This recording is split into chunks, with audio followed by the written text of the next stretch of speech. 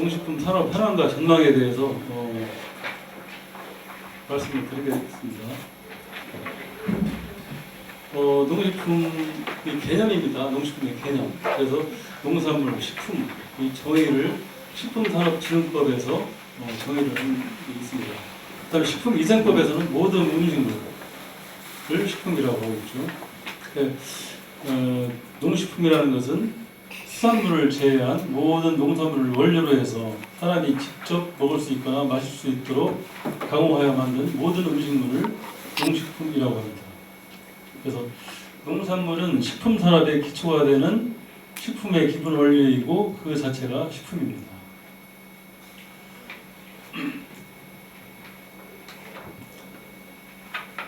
예를 들어서 쌀 10kg을 가치를 따져보면 최초에 그 쌀을 10kg 갖다가 생산한 게 23,000원입니다. 그런데 거기에다가 햇반을 만들면 75,000원, 떡은 130,000원, 술은 213,000원. 그래서 부가가치가 점점 가공할수록 올라간다는 겁니다. 그다음에 스타벅스 커피 같은 경우에는 그 원료가 100원이라고 합니다. 100원. 예를 들어서. 그런데 그 스타벅스에 가서 커피를 마시게 되면 4,000원입니다. 40배가 되는 거죠. 그만큼 부가가치가 올라가는 겁니다. 그 다음에 생산성에 있어서도 그 도마도를 생산할 때 한국에서는 8kg 이 제곱미터당, 네덜란드에서는 60kg죠. 네. 이렇게 차이가 있습니다. 그래서 대마를 갖다가 생산했을 때 100으로 봤을 때 3배는 7배, 염색은 11배, 이불을 만들었을 때는 14배까지 부가가치가 올라간다는 겁니다. 식품 산업 이 개념에 대해서 말씀드리겠습니다. 식품은 생산부터 시작해가지고 가공, 제조, 조리, 포장, 보관, 또 수송, 판매 이러한 그 과정을 갖다가 전체로 해서 그 식품 산업이라고 합니다. 이 원료만 빼놓고요. 나머지 그 가공을 하는 어떤 모든 단계를 식품 산업이라고 하겠습니다. 그다음에 관광이라든지 문화하고 연관 산업으로 발전한다 이겁니다. 그래서 최근에 뭐 체험 농장이라든지 관광 농원이라든지 여러 가지 있지 않습니까?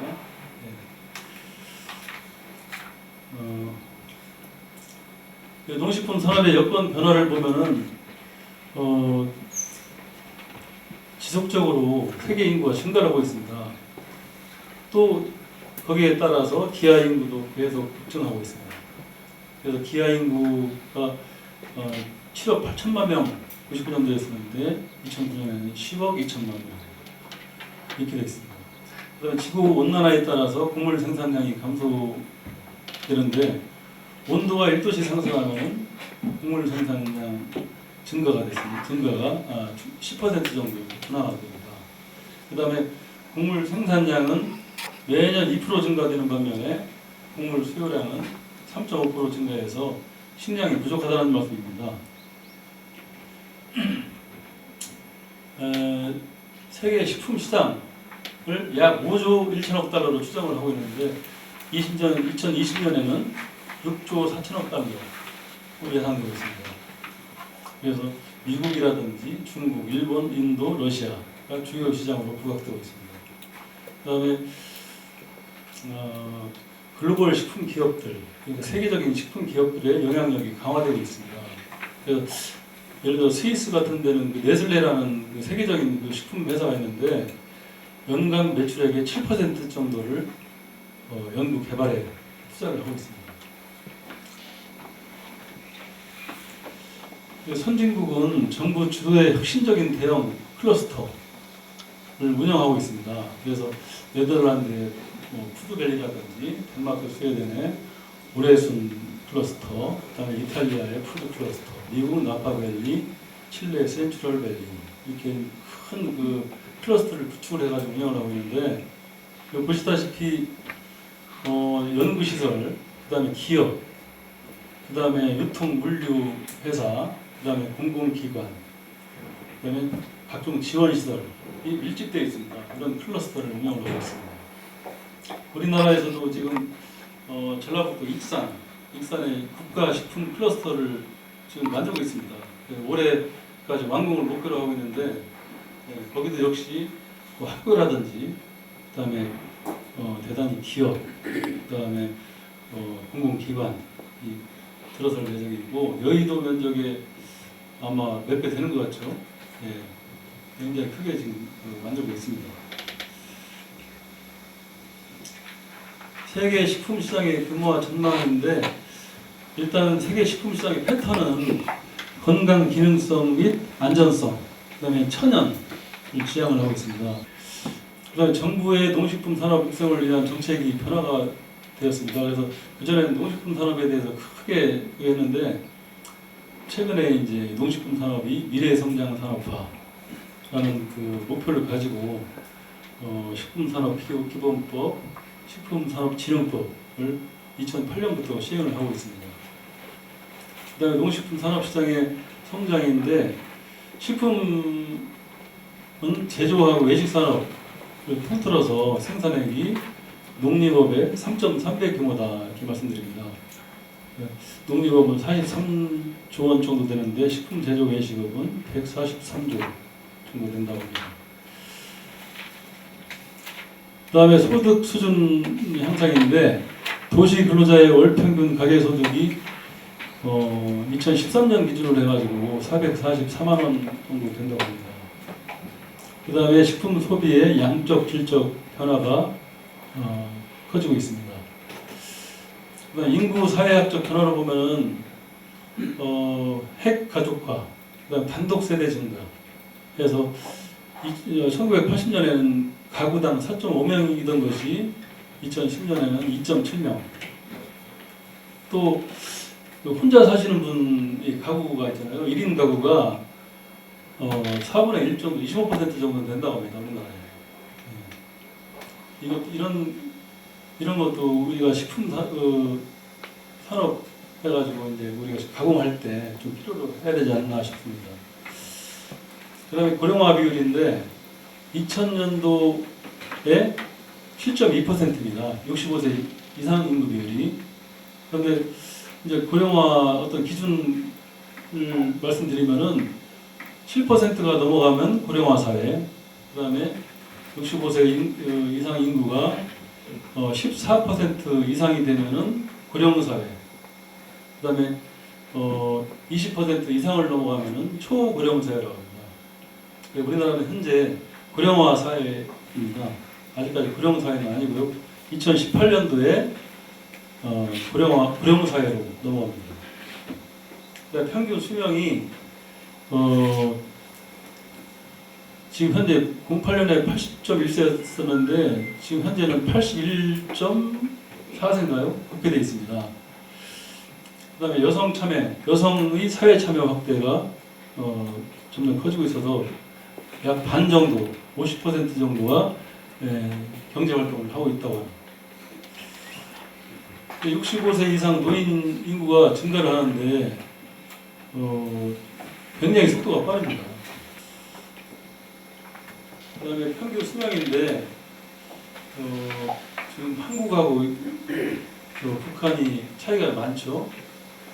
그다음에 남자는 보통 78세 정도로 되어 있고 여자가 84세 정도로 되어 있습니다.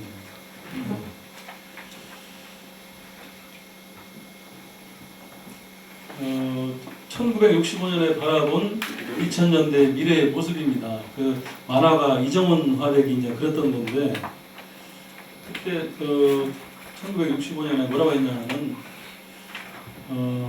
우리 생활이 2000년대가 되면 얼마나 달라질까입니다. 그래서 여기 보면 태양열을 이용한 집 돼 있죠. 전자신문 매일 인터넷을 통해서 그 신문을 읽고 있습니다. 그다음에 전기 자동차 나와 있죠. 무빙워크, 움직이는 도로 되어 있죠. 그다음에 청소기, 로봇 청소기, 그다음에 소형 TV 전화기, 그다음에 집에서 치료를 받고 부엌에는 다양한 그 조리 시설이 되어 있고, 그다음에 공부도 집에서 하는 것도 있고, 단지 이제 그 달나라로 가는 그 여행은 아직까지는 안 돼 있습니다.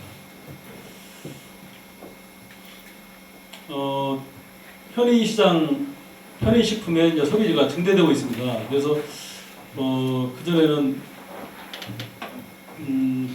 그전에 이제 그 농산물 시장에 가보면은 굉장히 지저분했죠. 막 이것저것 그냥 농산물 거기서 가득고 버리고 해가지고 엄청 지저분했는데 지금은 대단히 그 농산물 시장 가더라도 그런 모습은 보기 어렵습니다. 그 다음에 즉석에서 이렇게 먹을 수 있는 건조, 즉석 조리 가능 식품 이 소비가 증가되고 있어요. 그 다음에 1인당 쌀 소비량이 굉장히 편의식품이 많이 나왔기 때문에 매년 감소되고 있습니다. 그래서 1인당 쌀 소비량이 작년 기준으로 해가지고 65.1kg 1년에 이 양이 어느 정도의 양이냐면은 하루 3끼를 밥을 먹는다고 하면은 한 끼는 쌀밥을 안 먹는 그 정도입니다. 네. 그다음에 외식의 확대가 불편합니다. 그 도시근로자 외식비 비중이 전체 식품비의 47.5%라는 지금 거의 뭐 반 정도 얘기가 되고 있습니다. 그다음에 인구 1000명당 음식점 수가 한국이 가장 많습니다. 12.2개, 일본 5.7, 미국이 1.8개. 그래서 전체 음식점 수가 60만 개인데 매년 30% 정도가 문을 닫고 또 30% 정도가 새로 문을 열고 그런 상황이라고 합니다. 아무래도 이제 영퇴를 하셨다든지 할 때 마땅한 게 없으니까 이제 식당을 하는 분들이 굉장히 많거든요. 네, 그런 결과가 아닌가 싶습니다. 식품 유통 체계의 변화인데 지금 대형 유통업체가 굉장히 많이 생겼죠. 홈플러스라든지 이마트라든지 이런 그 대상 이런 대형 기업들이 많이 생겨서 이런 식품 유통을 위한 적절한 시스템들이 요구되는데 굉장히 그 영세 업체들은 어려움을 많이 겪고 있습니다. 그 다음에 유기농산물, 무공해식품, 자연식 등 수요가 증대되고 있습니다. 그래서 친환경 농산물 생산량이 지금 한 10% 이상 유통되고 있고요. 그 다음에 바이오 농산물 식품에 대해서 소비자들이 굉장히 불안해하고 있습니다. 근데 옥수수라든지 감자라든지 유전자 변형, GMO 작물이라고 들어보셨죠? 예.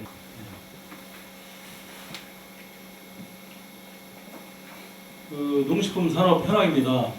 우리나라 농업 분야에서는 아시다시피 70년대 녹색혁명, 통일벼 성취를 했고, 그 다음에 여기 80년대에는 시설원의 비닐하우스죠. 백색혁명이라고 합니다. 비닐하우스를 통해서 시설 원예를 농사를 지었고, 그 다음에 90년대에는 우루과이 라운드, DDA 협상 이런 농산물 시장이 개방되게 됩니다. 그 다음 2000년대에는 고품질 기능성 작물 6조의 목표를 두고 이렇게 하고 있었고요. 그 다음 식품 쪽에서는 60년대는 양을 중시했습니다. 그 다음에 70년대는 질, 80년대는 영양, 90년대는 건강과 안전성, 2000년대부터는 기능성, 환경, 안전성, 건강을 중시하는 그런 연대가 되겠습니다. 주요 농식품 산업 및 연구 동향입니다. 2000년 이후에 연평균 10에서 20만 톤 수준의 잉여 물량이 발생됩니다. 재고량이 계속 많은 거죠. 그래서 그걸 해결하기 위해서는 가공 산업을 갖다 활성화를 시켜야 되는데 제일 큰 제약이 쌀 가격입니다. 쌀 가격. 그다음에 낮은 기술 수준. 그래서 9.5% 정도를 가공용으로 이렇게 사용을 하고 있는데 정부 정책 방향으로는 올해까지 70만 헥타 수준까지 재배 면적을 축소할 계획이고, 그다음에 쌀 가공 산업 육성 및 이용 촉진 법률을 2011년에 통과를 시킨 바가 있습니다. 그다음에 쌀 갖다가 이렇게 가공을 하게 되면 밀가루 사용을 20만 톤을 대체를 할 수 있고, 창고 비용도 470억 원 정도 절감이 된다고 합니다. 쌀 가공식품입니다. 그래서 가공식품 종류는 굉장히 많습니다. 떡이라든지 과자, 밥, 죽류,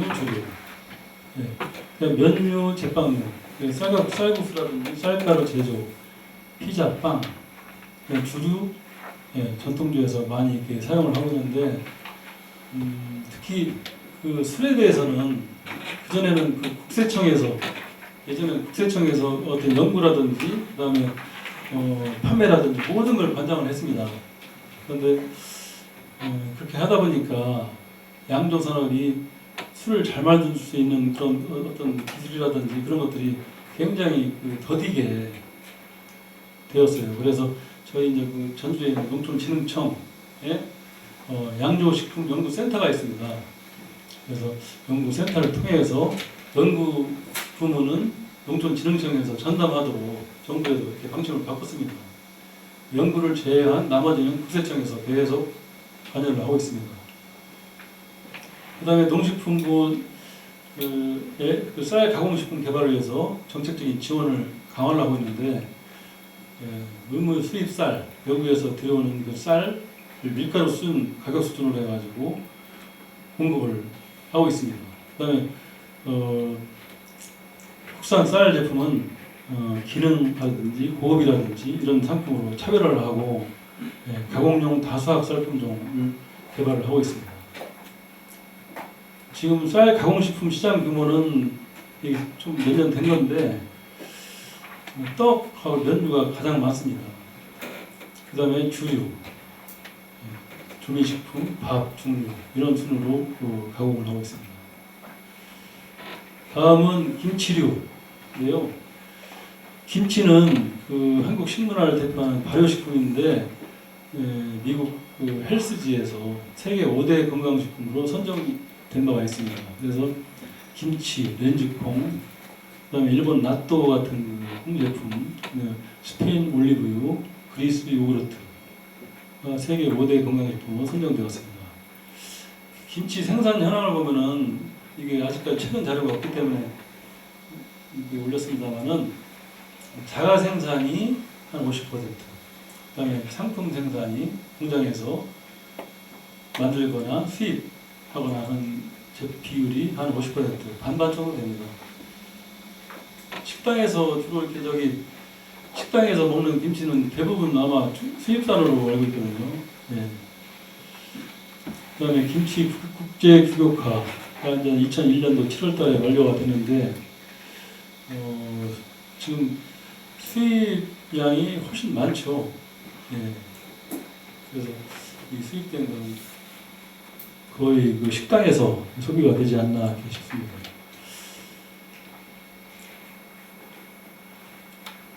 장류입니다. 장류. 고추장, 된장, 국제 교육화가 완료가 되어 있고, 그다음에 장류 가공 현황을 보면은 전국에 318개소가 있는데 그 생산액이 간장이라든지 된장, 고추장 보시면 될 것 같습니다. 그래서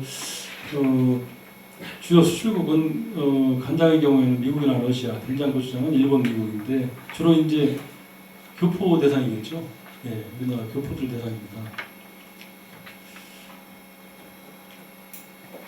그다음에 한과류입니다. 한과류는 원재료와 제조 방법이 유사한 일본의 미과 관광 상품으로 굉장히 각광을 받고 있는데 우리나라의 한과는 최근에서야 일부 제품이 상품화돼서 판매되고 있는 시점입니다. 굉장히 계절성이 있죠. 우리나라 한과는. 그래서 거의 뭐 이렇게 1년 내내 가동하는 그런 공장이 많이 없고요. 그래서 주문 방식이라든지 계절성 있는 그런 생산 시스템이 되고 있습니다.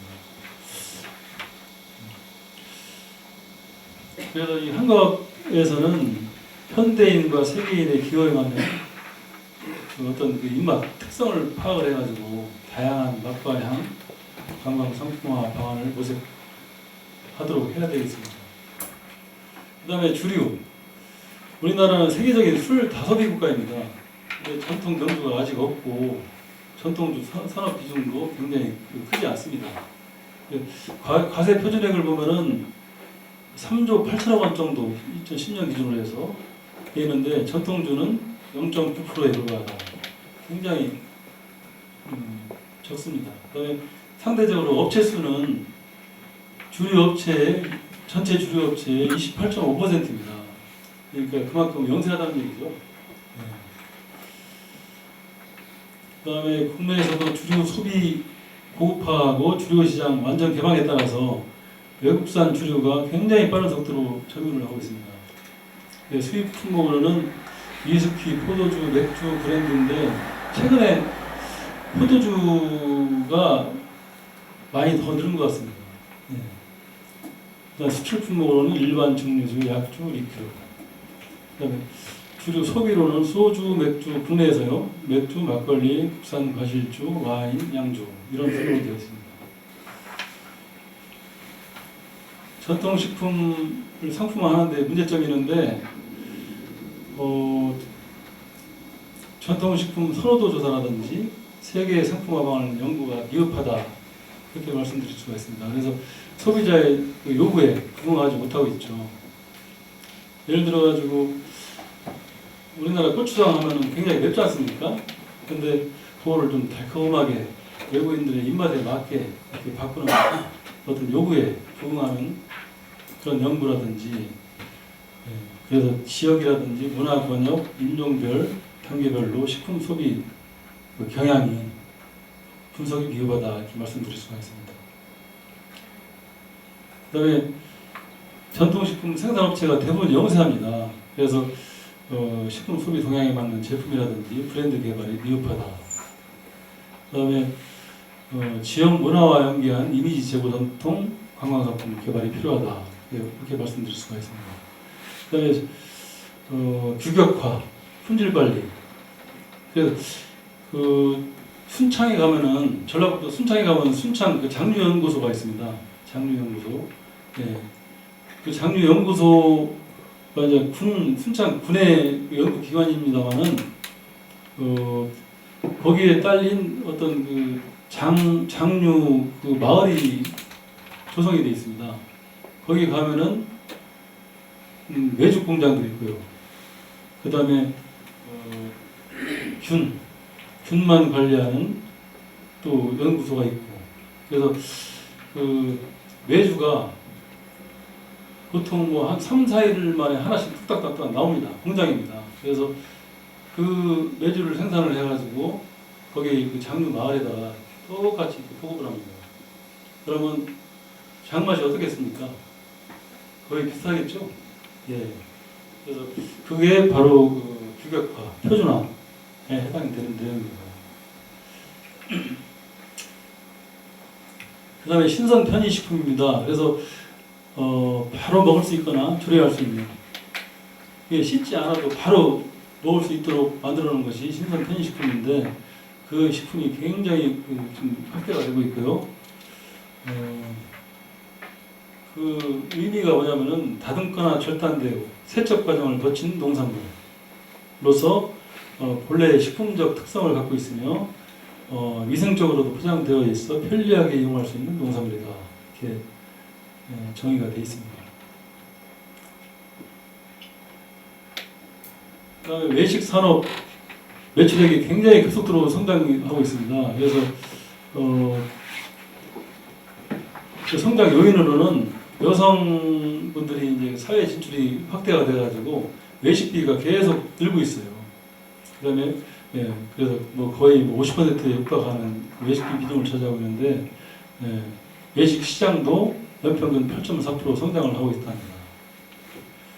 저희 그 충남 농업기술원에서 그간에 이제 그 식품 분야에 연구를 하고 보급을 했습니다. 그래서 첫 번째는 영지버섯 과리차인데 이 영지버섯을 저기 그 재배하신 분들은 아시겠지만 그 영지버섯이 나오면은 그 밑둥 같은 건 이렇게 잘라서 버립니다. 그래서 그 위에 것만 딱 잘라가지고 위에 것만 상품화해서 내놓고 밑에 건 버리게 되어 있습니다. 그 영지순을 부르고 영지대를 이용해서 그 성분은 큰 차이가 없기 때문에 그걸 이용을 해가지고 과립차를 만들어 판매를 하고 있습니다. 그다음에 신령버섯인데 이제 아가리푸스라고도 하죠. 그래서 항암, 항균 효과가 뛰어난 그 베타글루칸이 다량 함유되어 있습니다. 그래서 근데 기호도가 좀 떨어져가지고 먹기가 굉장히 나쁩니다. 그래서 그 기호성이 떨어지는 걸 보완해서 신령버섯 가립차를 만들어서 보급을 하고 있습니다. 시래기는 아시다시피 그 원상으로 복원되는데 시간이 좀 오래 걸립니다. 예, 물에다 담궈놔도 예, 그래가지고 그걸 보완하기 위해서 5분 내 조리가 가능한 시래기 된장국을 이렇게 만들어가지고 지금 저기 그 해동백제에서 판매를 많이 하고 있어요. 그 다음에 이제 수출도 하고.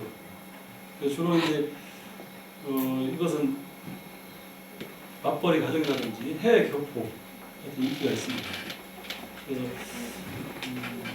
소스는 된장 양념 소스는 해동백제를 생산된 그 양념 된장을 가지고서 거기다 소스를 만들어 가지고 액상으로 이렇게 해서 더군다나 이제 화학 첨가물이 전혀 들어가 있지 않습니다. 그래서 굉장히 웰빙 식품으로 지금 인기가 있고 철분, 칼슘, 식이섬유 함량이 매우 높아서 인기가 있습니다. 그다음에 누에 음료입니다. 예, 그린잠이라고 하는데 생누에하고 잠업산물, 생누에하고 잠업산물, 오디라든지, 뭐 콩나물 가지라든지 이런 것들을 갖다가 같이 이렇게 섞어서 여기 보면은 저온 효소 추출법. 그래서 효소를 첨가해가지고 한 50도 내에서 이렇게 추출을 오랫동안 합니다. 그러면은 어떤 그 아미노산이라든지 이런 것들이 파괴가 적어서 그 저쪽 기초과학 기술연구원인가요?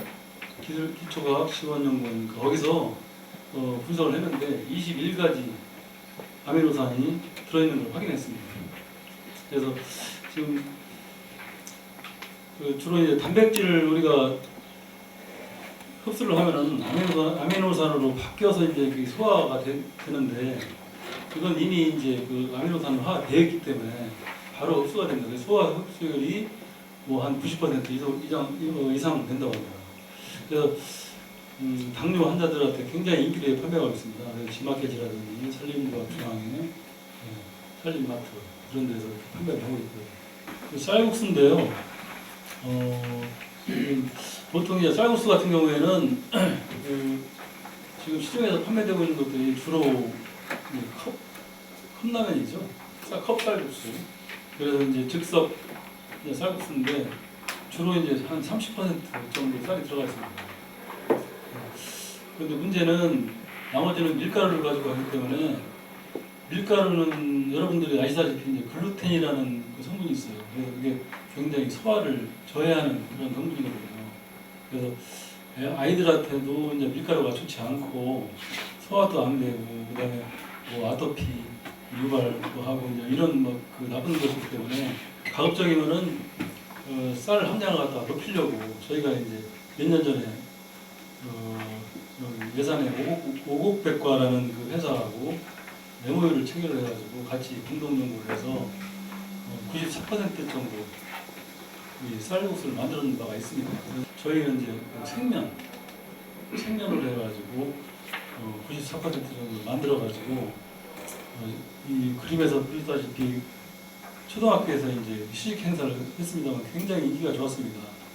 그래서 지금 학교 급식용으로 납품을 하고 있고요. 쌀 소비 쪽에서는 굉장히 좋은 것 같습니다. 그 다음에 친환경 조미료입니다. 친환경 인증 농산물 중에서 농산물 품질관리원이라고 혹시 아시죠?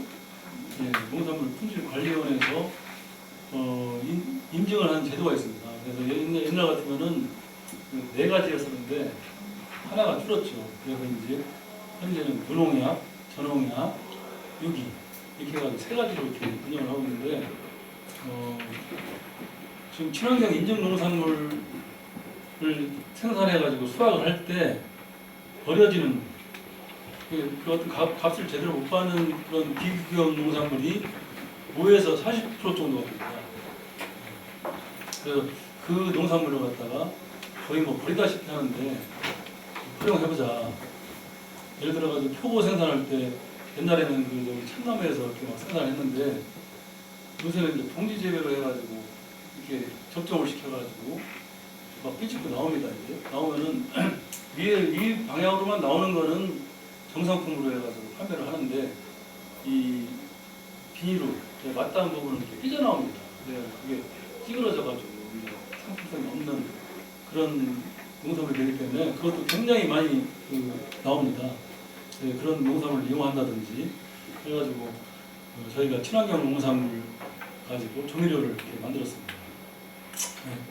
지금 학교 급식에서도 주로 이제 친환경 농산물을 많이 쓰고 있거든요. 그런데 양념은 화학적입니다. 그게 문제죠. 그래서 저희가 이제 이걸 만들어가지고 IC 푸드라는 데하고 같이 MOU를 체결해서 공동연구를 추진해가지고 일단 기술은 이전이 됐고 지금 현재 특허 출원 중에 있습니다. 과립하고 액상 이렇게 해서 하고 있고요. 저희가 이제 몇 년 전에 충남 향토 음식 기능적 우수성 분명 및 상품화에 대해서 이렇게 연구를 했는데 예를 들어가지고 각 지역에 가면 축제가 있지 않습니까? 축제가 있는데 마땅한 어떤 그 지역을 대표할 만한 어떤 그 음식이라든지 그런 것들을 찾기가 힘들죠. 보편적으로 뭐 국밥이라든지 이런 것들이 많이 팔리고 있는데 각 지역별로 보면은 농가 맛집이라고 혹시 들어보셨나요? 농가 맛집? 예. 네. 그 농가 맛집 같은 데서는 옛날 그 전통 음식을 갖다가 이렇게 살리는 데가 많아요. 그래서 저희가 충남 향토 음식에 대한 225품목을 선정을 해가지고 영양 성분을 분석을 하는 바가 있습니다. 기능성이라든지 그래서 그 생리 활성이 우수한 59품목을 선발을 했는데 그 중에서 항고혈압이 17개, 항통풍 11개, 항산화 23개, 미백, 혈전용해 2개 정도로 해가지고 저희가 연구 결과를 각 식품기술센터에다가 이렇게 전달을 해서 지금 농가 맛집에서도 이렇게 활용을 하고 있는 걸로 알고 있습니다. 그 다음에 더불어서 아까 시래기 된장국에 대해서 말씀드렸습니다만은 시래기 된장 라면, 그다음에 토마토 청국장, 그 부여에서 그 터전이라는 음식점 아시죠? 터전. 예, 거기 토마토 청국장, 예, 유명하지 않습니까? 예, 토마토 장아찌, 그냥 어디 발효음, 사로박 식혜 이런 것들을 개발을 해가지고 이렇게 상품화 시킨 바가 있습니다. 그다음에 양송이 대를 활용한 가공 제품 개발인데 아까 부여 말씀하셨는데 부여가 굉장히 양송이 재배 면적이 많습니다. 고령하고요.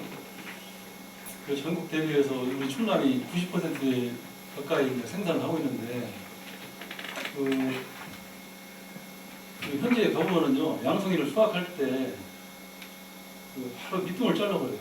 대가 이만큼 버려지고 있거든요. 그냥 거의 다 버립니다. 그거를 성분 분석을 해보니까 똑같이 나와요. 배나 가시나. 네. 한 17% 정도. 저희가 이렇게 따져보니까 한 17% 정도가 버려지고 있더라고요. 그거를 이용을 해가지고 장아찌라든지 피클, 과자 이런 데 이렇게 해서 연구를 해가지고 만들어 봤습니다. 그 다음에 생강 액상차 티백차입니다. 그래서 생강 충남이 한 30% 돼가지고 전국 1위인데요. 대부분 농산물 양념용으로 이렇게 출하가 되고 있고, 그다음에 가공품 있다 하더라도 좀 매워서 소비가 좀 덜 되는 그런 경향이 있습니다. 그래서 저희가 이제 발효 액상차 만들고, 그다음에 티백차도 만들어서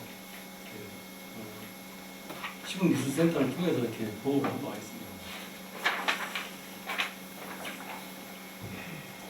당침 발효액입니다. 그래서 최근에 이제 예를 들어서 매실이라든지 오디라든지 이런 설탕을 통과를 해가지고 발효액을 만듭니다.